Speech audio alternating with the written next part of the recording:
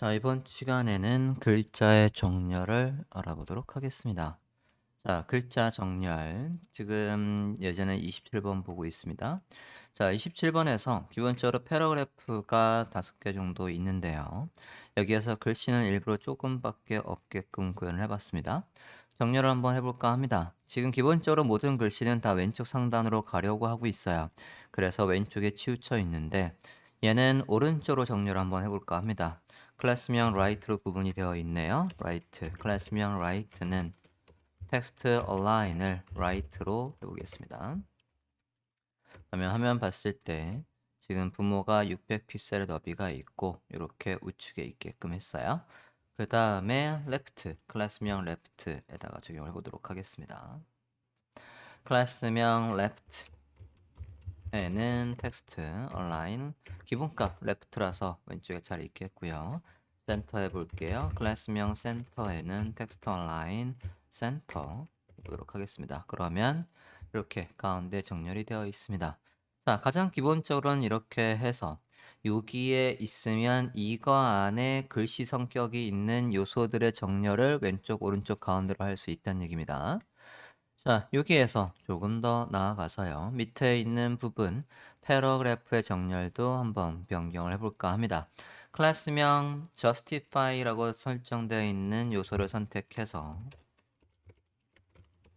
텍스트 align을 justify라고 해볼게요. justify라고 했어요. 자, justify라고 하면 지금 위에는 아무 설정이 없는 거, 밑에는 justify 설정이 있습니다. 자, 지금 끝난 단어를 보시면 n과 o와 물음표 끝난 건 똑같아요. 근데 이거를 요 위치로 이렇게 늘려서 이 끝단이 양쪽 끝단이 비는 거 없이 만들어 주는 게 마지막 가는 올 수가 없네요. 여긴 더 뒤에 없으니까 여기 두 줄 정도만 끝단까지 밀어서 이렇게 끝단까지 밀어서 이 부분 양쪽 끝 부분이 비지 않게끔 만들어 주는 게 저스티파이예요. 자, 저스티파이로 해서 만들어 주긴 줬는데 문제가 뭐가 생기냐면 우리가 단어와 단어 사이의 간격이 원래 일정했거든요. 그러다가 지금 이 부분 옵티오 다음에 보시면 나투스라는 게 위로 올라올 수 없기 때문에 지금 아래로 내려온 거예요. 여기. 근데 만약에 나투스라는 게 위로 올라올 수 있었다면 그럼 여기를 더 꽉 채울 수 있었을 거예요. 얘가 하나의 단어기 때문에 아래로 내려준 거예요. 그러면 단어를 깨는 속성을 추가해 주면 그러면 양쪽 끝에 맞춰서 잘 있을 것 같습니다. 양쪽 끝에 맞춰서 word break 속성의 break all이라고 해볼게요. 그러면 양쪽 끝에 맞춰서 아까는 이 단어가 위로 못 올라왔었지만 이제 올라와서 채워주고 있어요.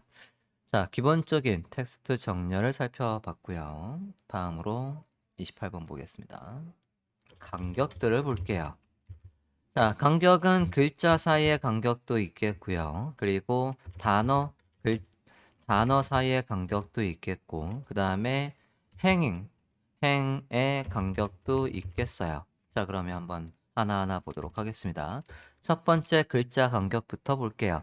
글자 하나하나를 레터라고 부르니까 레터 스페이싱에다가 스타를 잡아보도록 하겠습니다. 자, 레터 스페이싱 글자 하나하나 사이의 간격을 10픽셀로 한번 떨궈 볼게요. H2 요소를 선택하고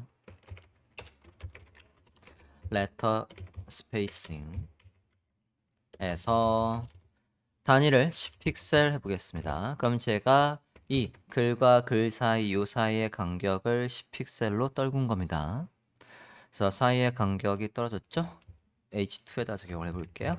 H2에 보면 레터 사이사이의 간격을 10픽셀로 떨궜습니다. H2에 여기 글자 사이사이 이 간격을 10픽셀로 떨궜습니다.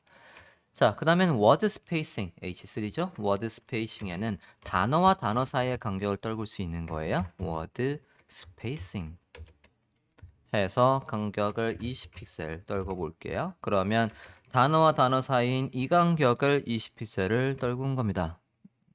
다음으로는 행에 여기 지금 패러그래프 문단이 있는데 이 문단에다가 사이사이 공간을 떨구기 위해서 p 태그를 선택을 하고요. 라인 하이트라고 해보겠습니다. 라인 하이트라고 34픽셀이라고 해볼게요. 자, 그러면 이 사이의 간격이 이렇게 떨어져 있습니다.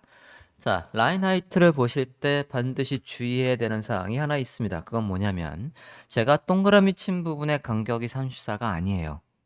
34가 아니라 이 높이가 글씨를 포함해서 이 높이가 34입니다. 이 높이가 34예요. 그래서 여기 속성의 이름도 라인에 이 글자 사이의 간격 스페이싱, 워드 스페이싱 그러면 여기도 라인 스페이싱이라고 돼 있어야 되나요? 그렇게 안 돼 있지 않습니까? 라인 스페이싱이 아니라 라인 하이트. 이 높이가 34라는 얘기입니다. 이 부분을 포토샵에서 다시 한번 확인을 해 볼게요. 자, 제가 포토샵에서 타입 툴로 드래그를 해서 패러그래프를 하나 만들고 여기에 지금 더미 텍스트가 이렇게 들어와 있어요. 자, 저 더미 텍스트 글씨 조금만 더 복사해서 늘려볼게요. 높이는 대략 맞추고요. 16픽셀에 좀 전에 스타일 잡은 거와 마찬가지로 라인 하이트를 34로 가보겠습니다. 34로 맞췄어요. 자, 그러면 지금 여기에서 이 부분요.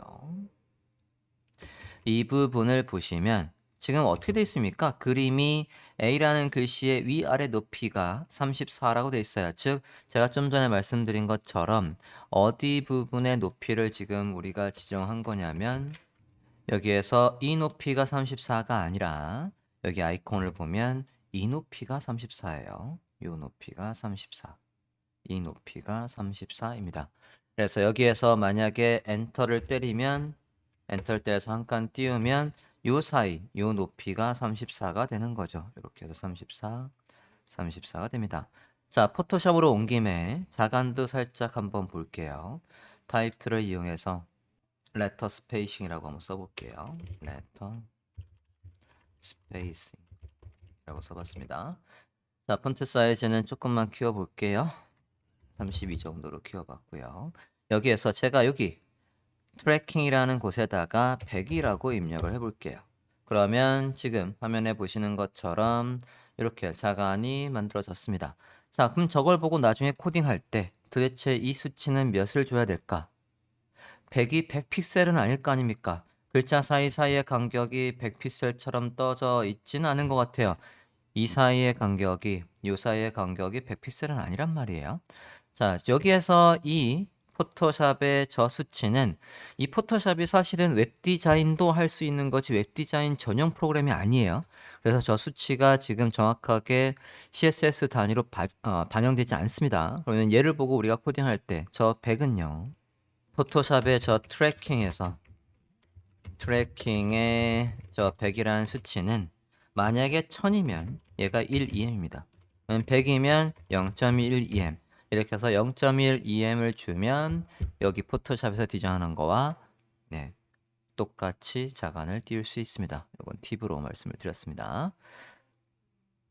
자, 그래서 행의 높이 그리고 요거 이 행의 높이가 지나치게 크면 글씨를 읽을 수 없고요. 리더빌리티가 떨어져요. 가독성, 레저빌리티가 아니라 리더빌리티, 가독성이 떨어집니다. 그래서 이 행의 높이는 적절하게 잡아줄 필요가 있어요. 대부분 폰트 사이즈 대비해서 1.618 언저리 정도 잡으시면 적절합니다. 그래서 얘가 24에서 27 정도가 될 것 같아요. 그 정도로 잡아주시면 행의 높이를 적절하게 잡으실 수 있습니다. 다음으로 글자 들여쓰기 속성, 텍스트 인덴트에 대해서 살펴보도록 하겠습니다. 텍스트 인덴트. 자, 지금 예제를 보면 29번 보고 있고요. H1과 2에다가 사각형 바깥쪽으로 테두리를 만들어서 들여쓰기가 얼마큼 되는지를 보여주려고 하고 있습니다. 너비 80% 그리고 마진을 상하 10픽셀 좌우 오토에서 언제나 화면 가운데 있게 했어요. 해당 부분은 박스 모델 설명할 때 좀 더 자세히 설명하겠습니다. 자, 이렇게 돼 있는데 지금 저 글씨를 메인 타이틀에다가 텍스트 인덴트 속성을 이용해서 들여쓰기 또는 내어쓰기를 해보겠다는 얘기입니다. H1을 선택하고 써보겠습니다. 텍스트 인덴트 해서 20픽셀 제가 양수로 입력했어요. 그러면 오른쪽으로 지금 제가 20픽셀을 들여쓰기 한 거예요. 요소 검사를 해보면 H1 여전히 파랗게 하이라이트가 파랗게 하이라이트가 여기까지 다 되어 있어요. H1 볼게요. H1에 마우스를 올려보면 파랗게 하이라이트가 이만큼 되어 있습니다. 들여쓰기만 이만큼 되어 있는 거예요. 그러니까 얘의 실체는 어디까지 있는 겁니까? 파랗게 하이라이트 되어 있는 게 다 실체입니다. 만약에 백그라운드를 주면 당연히 여기까지 백그라운드 색깔이 나와요. 글씨만 들여쓰기 된 거지 해당 요소는 여기까지 모두 차지를 하고 있습니다. H2에도 적용을 한번 해보겠습니다. 이번에는 H2에는 마이너스를 입력을 해볼게요. 텍스트 인덴트에서 마이너스 20픽셀 해보겠습니다. 그러면 마이너스라면 왼쪽으로 가는 겁니다. 화면과 같이 왼쪽으로 내어쓰기가 됐어요.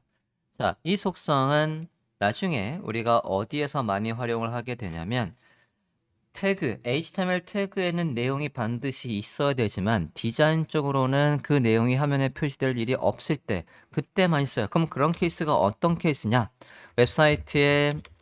웹사이트에서 보통 로고에 우리가 어떤 식으로 많이 작업을 하냐면 H1에 A 태그를 이런 식으로 만들고 우리가 A 태그를 클릭하면 홈으로 보통 가게끔 하지 않습니까? 그래서 여기에서 얘가 만약에 애플이라고 하면 네이버라고 한다면 이 글씨는 안 보이게 하고 이 자리에 그림이 나오게 하는 식으로 굉장히 많이 코딩을 한단 말이에요.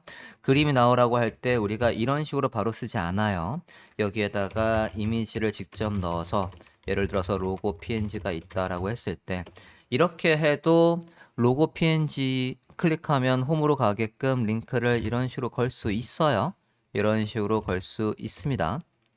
하지만 이렇게 되어 있는 거와 이렇게 되어 있는 걸 1대1로 검색을 비교해 보면 검색은 이 글씨가 훨씬 더 잘 됩니다.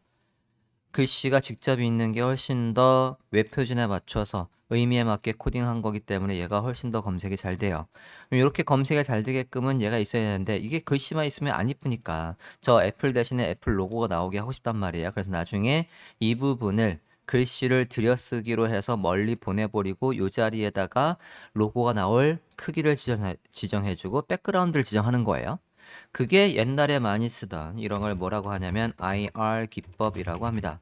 이 IR 기법은 우리가 지금 진도가 훨씬 더 많이 나가야 설명을 할 수 있을 것 같아요. 배경의 속성에 대한 것도 알고 있어야 되기 때문에 그렇습니다. 그런데 지금 우리는 아직 배경에 대해서 학습을 안 했어요.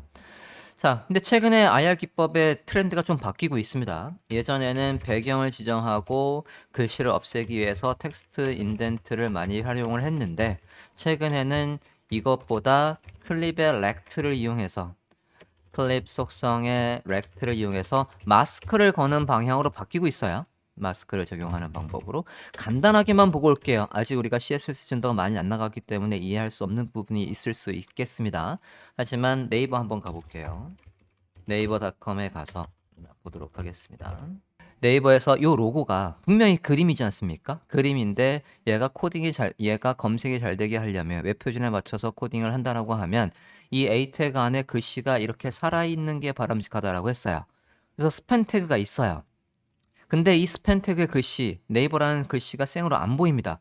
안 보일 때 지금 보시면 클립의 렉트라고 해서 마스크를 걸어주고 있고 정작 마스크로 보여질 부분에 크기가 없는 거예요. 이렇게 크기가 없게 해놓고 위도와 하이트도 없고요. 혹여나 여기를 삐져나오는 글씨가 있다면 넘쳐서 흘러서 넘치는 부분을 히든 안 보이게 해서 이런 식으로 가리는 방향으로 지금 트렌드가 바뀌고 있어요. 좀 전에 언급했던 애플 같은 경우에도 클립의 렉트를 이용해서 여기 지금 이게 애플의 로고, 저 로고가 저 사과 이미지도 지금 글씨를 이렇게 살려주고 얘한테다가 지금 직접 그림 배경은 지정을 해놓고 이 애플이란 글씨가 안 보이게끔 또 클립의 렉트를 이용해서 넘치는 건 안 보이는 식으로 해서 구현을 하고 있습니다. 요게 요즘의 트렌드입니다. 바꾸는 방법. 그래서 요거는 배경을 바운 다음에 여러분이 학습하실 수 있을 것 같습니다. 자, 이렇게 해서 들여쓰기 속성까지 살펴봤습니다.